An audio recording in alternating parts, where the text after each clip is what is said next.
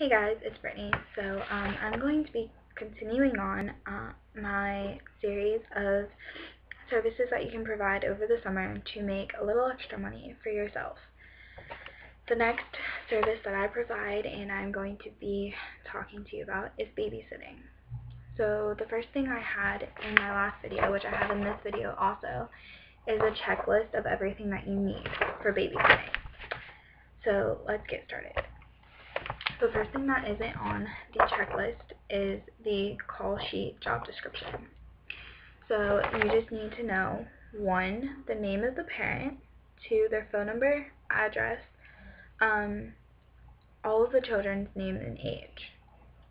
And then you want the start time of the job, the expected end time, if the job is hourly or overnight, the hour rate, and then a couple of questions that you want to ask the parents and circle the answer to is, would you rather answer a few questions now or when I come to babysit? And then it says now or babysitting date. And then, would you mind if I come early? No, you can come early, or yes, I would rather you didn't. So the next page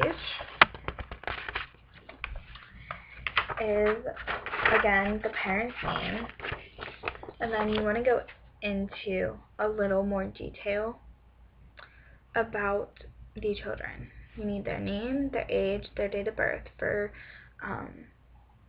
just like if anything happens, you need to have this on file with you at all times so you know what to do and you know all their information if you have to call an emergency for an emergency. So do that for child 1 through 4, or if you have more, then you can do it for all of the kids.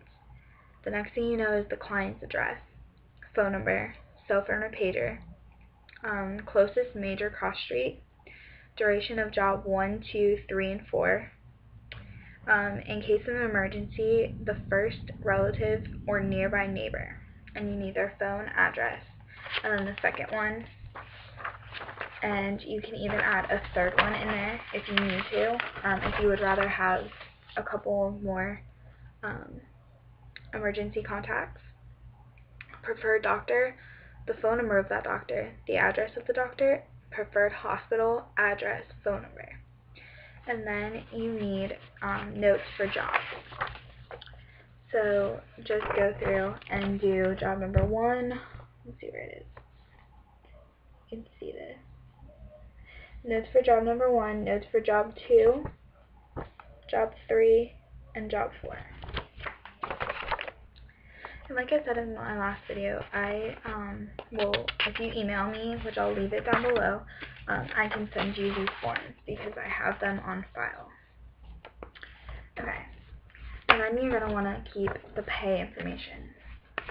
So I'll hold it up afterwards so you guys can see what it looks like. Job number 1 is price and pay information. So you need total hours and minutes, type of job, hourly, overnight, rate hourly if an hourly job, expected total pay, how much they paid you, tip if any, overtime if any. And then just go through that for however many jobs you have. And this is what it looks like.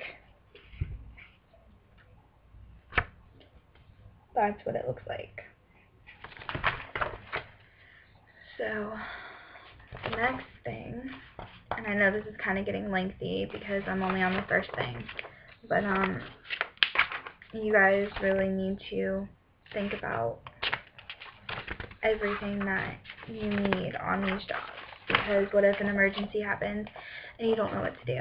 So you need to be ready at all times. Okay, now we'll move on to the checklist. So the first thing you need is the babysitter information form. It says at the top, your babysitter can refer to this form for contact information, other details. Keep a filled-in copy of this form and print it out whenever you need it.